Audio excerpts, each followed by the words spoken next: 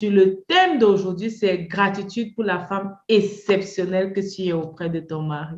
Nous allons rendre gloire à Dieu pour la femme exceptionnelle que tu es auprès de ton mari, auprès de ton futur mari. Et dans le thème d'aujourd'hui, je vais d'abord vous donner de comprendre en fait pourquoi est-ce que aujourd'hui on est dans une semaine où on rend grâce à Dieu, où on a de la gratitude pour notre mari. Pourquoi est-ce que nous entrons en tant que femmes épouse dans cette semaine?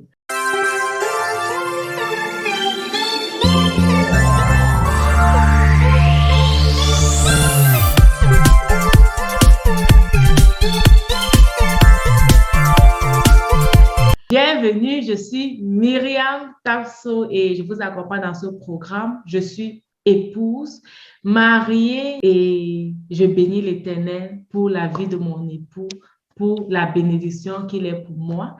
Et pour ma petite histoire, mon mari m'appelle son bonheur. Mon mari m'appelle son bonheur par la grâce de Dieu. Depuis quand on s'est fiancés, il a commencé à m'appeler son bonheur et il a déclaré réellement dans ma vie que j'étais son bonheur.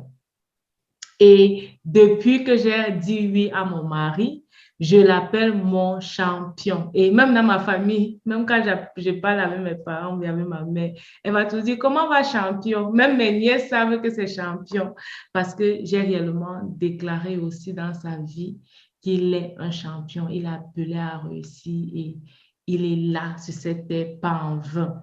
Ce sont des choses que par la grâce de Dieu, j'avais compris ou commencé à comprendre parce que je suis aussi dans le processus et les choses aussi qu'il avait commencé à comprendre et ça fait la différence dans notre vie au quotidien, ça fait la différence dans notre relation, ça fait la différence dans la façon d'éduquer même nos enfants, de nous présenter même en face des autres.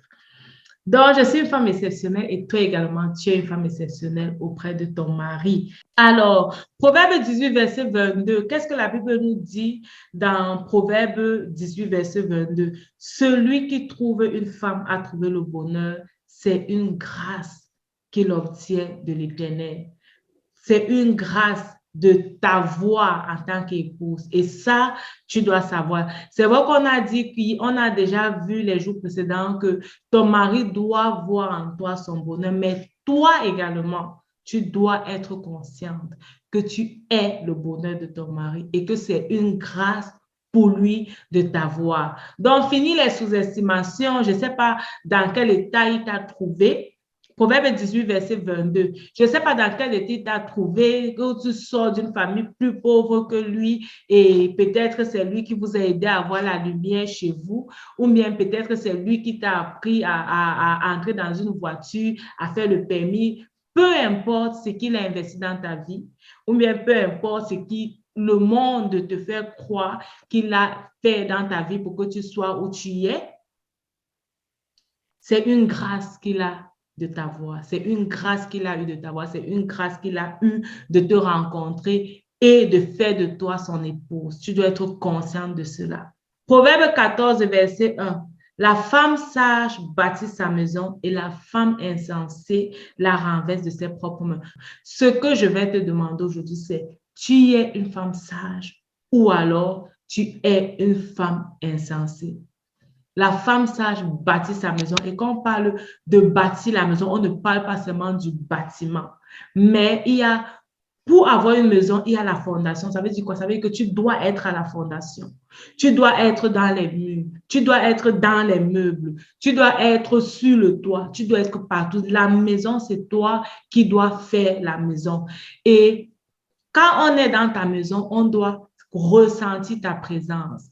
Ce n'est pas une maison où on a une mère qui est absente ou un foyer où on a une femme qui est absente, qui ne s'investit pas. Ta maison doit avoir ton odeur. C'est ta maison et c'est toi qui détermine l'atmosphère, c'est toi qui détermine l'air qu'on respire. Il ne s'agit pas, c'est bien de mettre l'ordre, c'est tout à fait normal, ça c'est la base, mais on ne doit pas s'arrêter à mettre l'ordre dans la maison. On doit amener la bonne humeur.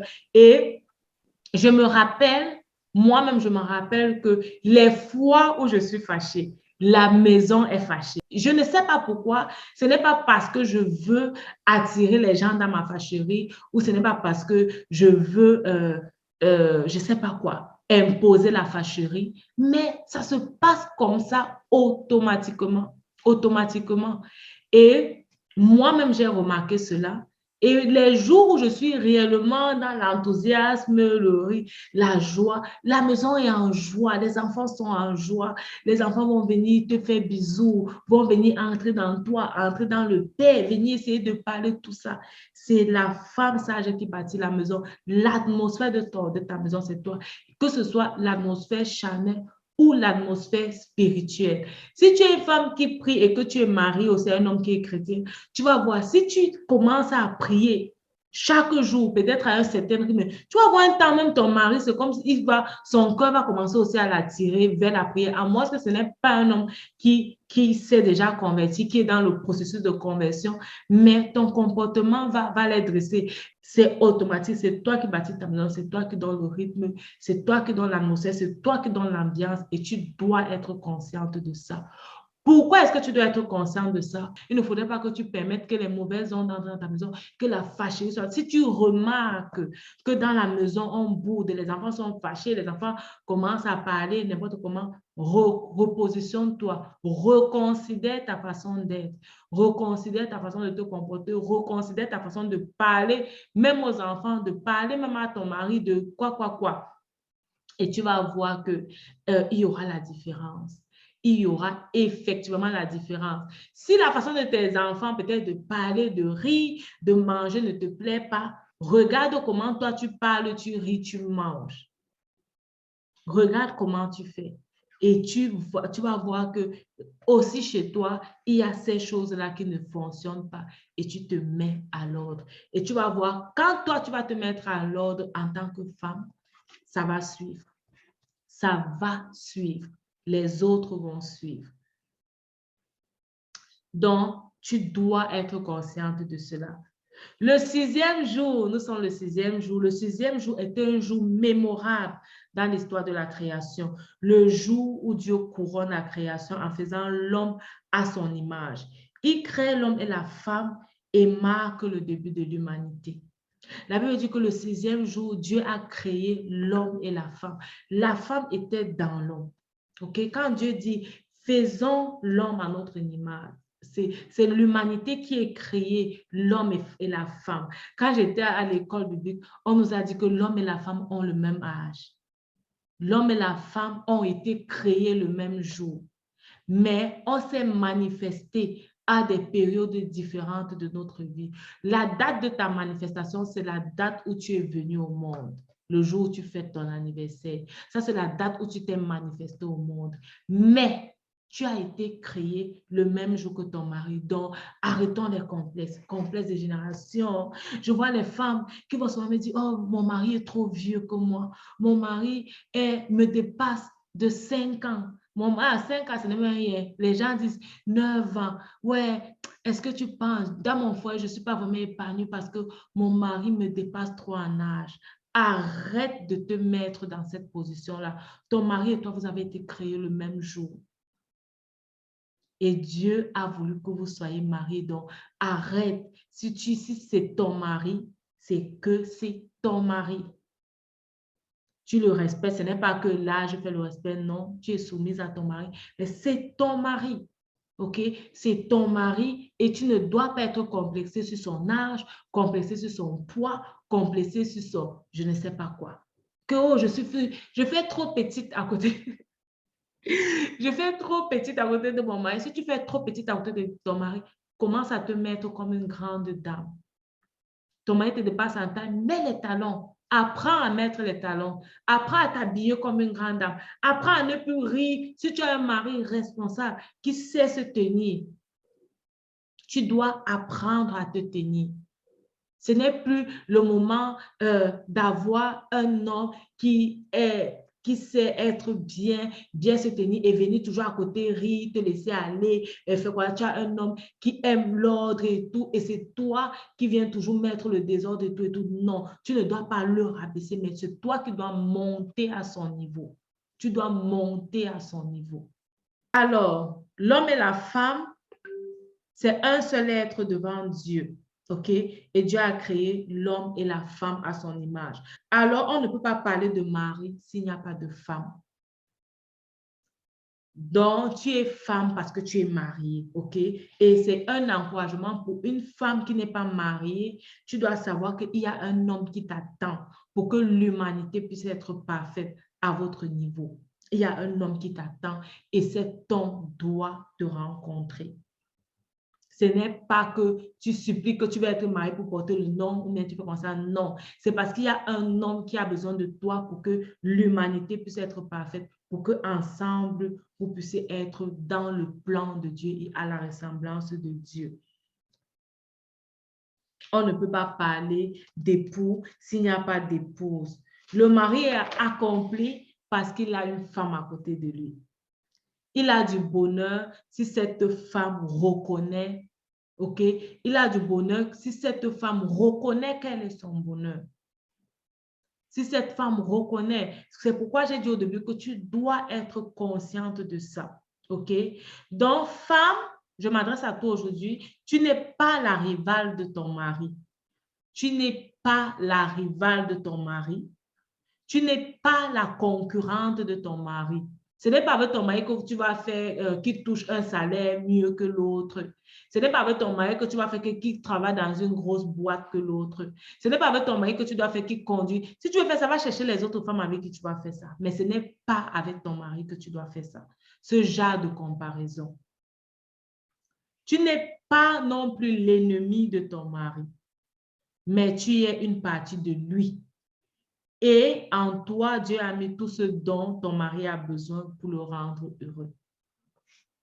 Parce que qu'est-ce qui se passe quand Dieu dit qu'il n'est pas bon que l'homme soit seul? En fait, Dieu retire, parce que quand il crée l'homme, il le crée homme et femme. OK? Et il retire donc la femme de l'homme pour la mettre à côté. Donc maintenant, ils sont deux, ils se voient, ils peuvent communiquer. Donc, en retirant donc la femme, il met donc tout ce dont l'homme a besoin. L'homme seul a besoin pour être épanoui, donc les deux deviennent un. Donc, il met tout ce dont l'autre a besoin pour s'accomplir et devenir une seule chair. C'est pourquoi, quand Adam voit Ève, il dit, voici cette fois-ci l'os de mes os, la chair de ma chair. Donc, il voit vraiment, il la reconnaît comme étant lui-même en fait.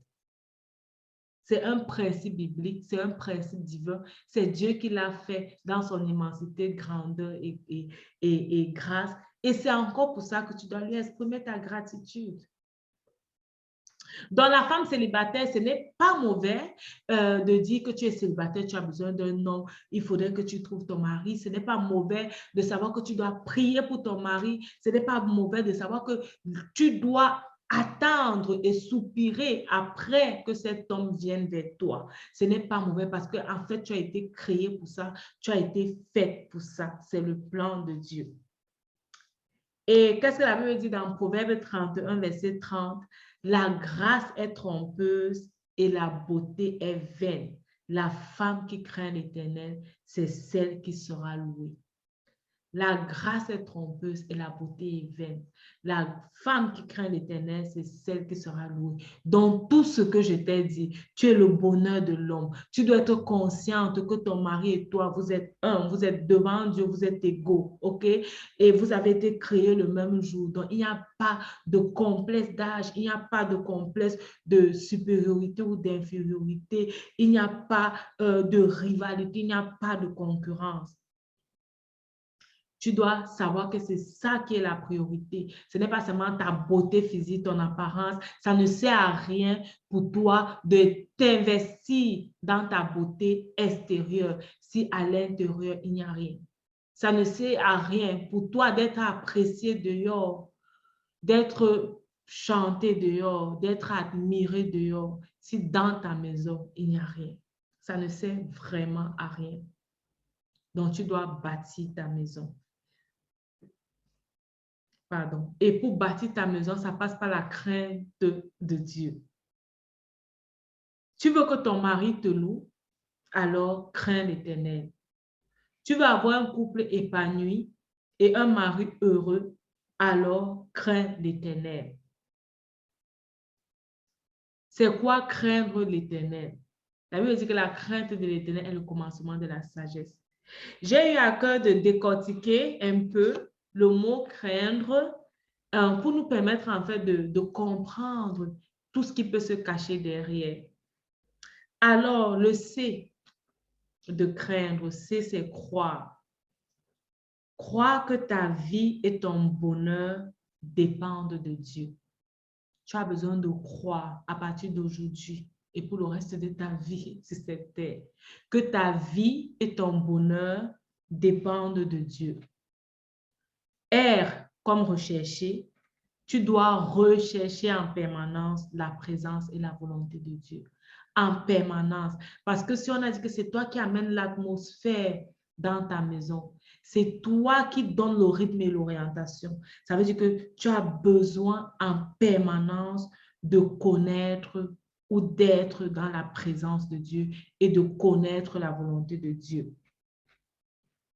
A comme apprendre. Tu ne dois pas avoir honte d'apprendre. J'admire vraiment que vous preniez votre temps pour être là aujourd'hui, pour vous laisser enseigner, pour vous laisser transformer. Tu ne dois pas avoir honte d'apprendre.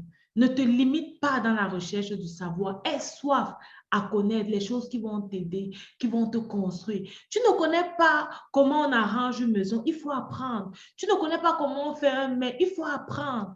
Tu vois quelqu'un faire quelque chose qui est bien, n'aie pas peur de dire apprends-moi. Apprends-moi. Tu dois apprendre même à te faire belle. Apprendre. Bon, moi, j'ai appris à me maquiller. C'est vrai que ce n'est pas encore le top. Mais tu dois apprendre. Tu dois apprendre. Regardez comment les autres font. Regardez ce qui est bien. Apprendre. Ton mari doit être bien à côté de toi. Ne te limite pas. N'aie pas peur. N'aie pas honte de demander. Il n'y a pas de question, comme on dit, il n'y a pas de question bête, c'est ce qu'on disait à l'école. Il n'y a pas de connaissance qui soit vaine. Apprends, ne sois pas limité. Apprends à conduire, apprends à, je sais pas quoi, aller à vélo, apprends à ranger ta maison, apprends à dresser ton lit. Apprends, apprends, apprends. Tu dois apprendre en permanence. Si ton mari trouve que tu bavardes trop, apprends à être calme, apprends à l'écouter, apprends à le laisser parler. Si ton mari trouve que tu ne bavardes pas trop, que tu n'arrives pas à tenir vraiment les conversations avec lui, apprends, regarde les thèmes qui l'intéressent, intéresse-toi à ces thèmes, apprends pour être sa compagne, passer du temps avec lui et pouvoir converser avec lui. Apprends à savoir ce qui peut amener ton mari peut-être à améliorer peut-être son apparence, améliorer quelque chose de lui. Apprends à connaître ce que ton mari aime, qui le fait rire comme un petit enfant. Est-ce que tu restes avec ton mari jusqu'il rit comme un petit enfant jusqu'à ce que toi tu te que je te fais vraiment rire? Ris jusqu'à les côtes, jusqu'à les côtes s'arrêtent. Pas s'arrêtent de vivre, mais jusqu'à vous, je ne sais pas. Tu dois apprendre, tu dois connaître ces choses, tu dois être sensible à ça. Tu dois être craindre, irrépréhensible, irrépréhensible dans ta conduite. Et si tu apprends, tu vas voir, il ne va pas trouver en fait les choses où il va te critiquer. Il n'y aura pas beaucoup. Ce sera difficile, il pourra seulement te donner les idées d'amélioration. Ce n'est pas seulement pour dehors, pour aller trouver, être meilleur au travail, avoir les avancements dans le travail et tout, mais aussi dans la maison. Nouer les relations, ok? Tu dois être noué, être une artisante de paix. Amener la paix où tu es. Amener la paix dans ta maison, la paix dans ta famille, la paix dans ton entourage. Amener la paix. Qu'on ne te retrouve pas être les gens qui attisent. Il y a les femmes qui mettent le feu quand il y a les problèmes. C'est toi qui attises. C'est toi qui dis que, mais il a fait ça. Ça veut dire vraiment qu'il pensait ça. Non. Il a fait ça, mais je crois qu'il était inconscient. Il n'a pas su que ça devait te blesser. Il s'est comporté comme ça, mais il ne savait pas que ça devait te blesser. Sois l'artisante de paix qui amène la paix, même entre les enfants. Les enfants se disent, tu amènes la paix, tu essaies de rétablir la paix, tu essaies de rétablir la paix dans ta maison. Craindre, D comme donner l'amour. Tu dois donner ton temps aux autres, donner l'amour aux autres. La Bible dit quoi? Dans le proverbe 31, que je t'encourage à lire. Ça, c'est un proverbe phare pour les femmes qui veulent être vertueuses. Donc, étends la main à l'indigent, étends la main aux pauvres, étends la main à ceux qui sont dans les besoins. Tendre la main, ça ne dépend pas des moyens que tu as. On s'est souvent dit, et moi-même, je me suis souvent dit que je n'ai pas assez pour donner. Jusqu'au jour où Dieu me donne de comprendre que ce n'est pas ce que tu donnes qui va résoudre le problème. Ce n'est pas ce que tu donnes qui va résoudre le problème. Mais donne, apprends à donner. Et c'est parce que beaucoup de personnes donnent que le problème peut être résolu. Quand la Bible parle de la femme qui avait donné ses 2 pièces à l'église, et Dieu dit que c'était le don qui était apprécié parce qu'elle a donné ce qu'elle avait. Ne regarde pas ce que les autres donnent. Donne l'amour, tends la main aux autres. S'il y a un besoin et Dieu te met à cœur de pouvoir participer, participe. Participe. Quand tu donnes, tu apprends à ton mari que donner aussi c'est bien. Tu apprends à tes enfants que donner c'est bien. Tu les apprends que aider les autres c'est bien. Tu les apprends que quand tu as quelque chose, tu ne dois pas gâter. Si ça ne te plaît plus, ne détruis pas, laisse.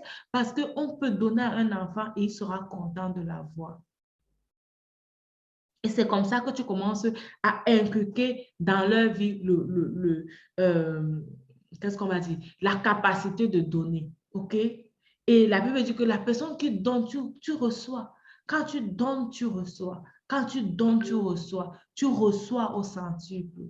Et ce sont les attitudes que tu dois avoir. Pas donner seulement l'amour, donner ton temps, donner ton écoute, donner aussi dans tes prières, prendre le temps pour prier pour les autres. OK? R de craindre, R comme rendre gloire à Dieu, toujours dans un esprit de gratitude. Toujours dans un esprit de gratitude. Car tout ce que tu as, tu le dois à Dieu. Ce n'est pas par tes propres forces. Ce n'est pas par tes propres mérites. Mais c'est pas la grâce de Dieu. Ça ne doit pas seulement être une parole, mais tu dois être consciente de ça à l'intérieur de toi. Il y a des gens qui disent que ah, tu as bien fait, tu dis gloire à Dieu parce que tu veux paraître humble. Non, mais Dieu voit ton cœur et il sait si le gloire à Dieu là, c'est vraiment gloire à Dieu ou bien c'est réellement parce que c'est pour te apparaître humble. E de craindre, encadreuse. Tu dois être l'encadreuse, l'éducatrice, l'enseignante de tes enfants, de ta maison. L'encadreuse, l'éducatrice, l'enseignante. Il y a un verset biblique qui dit que l'enfant insensé fait la honte de sa mère. Je vais regarder ça. Alors, Proverbe 15 et 20. Un fils sage fait la joie de son père et un homme insensé méprise sa mère. Méprise sa mère. Parfois, on dit seulement faire la honte. Et la dernière fois que j'ai lu ce verset, il n'y a pas longtemps, et quand je l'ai lu, je causais encore avec une personne qui m'est proche. Et je lui disais, waouh, tu as vu, tu as bien relu le verset là. Attends, je vais te dire, parce qu'on dit toujours, fais la honte de sa mère. Peut-être qu'il y a certains versets où on dit faire la honte de sa mère. Certains, je vais dire, peut-être certains versets ou bien certaines versions. Mais cette version, c'est que j'ai dit, un fils sage fait la joie de son père et un homme insensé. Quand est-ce qu'on parle d'un homme? Un homme, c'est un fils qui a grandi. C'est un enfant qui a grandi. Ça veut dire quoi? Ça veut dire que la mauvaise éducation que tu es en train de donner à ton enfant aujourd'hui, quand il va grandir, il va se moquer de toi. Quand il va grandir, cette éducation, il va utiliser contre toi. Donc, tu dois faire attention. Tu dois réellement faire attention. C'est pour ça qu'on va trouver les grands garçons qui tapent les mains, qui insultent les mains. Pourquoi? Parce que la base avait été fauchée. La base n'était pas bonne. Donc, si ton enfant a déjà dépassé l'âge où tu dois l'encadrer, tu dois maintenant doubler dans la prière. Doubler dans la prière. Et Donc, tu es l'encadreuse, l'éducatrice. Et quand je parle de doubler dans la prière, ça fait de toi la sentinelle de ta maison. Tu pries pour ta maison sans attendre. Si tu ne pries pas, qui va prier? Si tu ne pries pas pour tes enfants, qui va prier? Si tu ne pries pas pour ton mari, qui va prier? Si tu ne pries pas pour ta maison, les gens qui entrent et sortent dans ta maison, tu sais qu'ils portent quoi? Ils amènent quoi dans ta maison?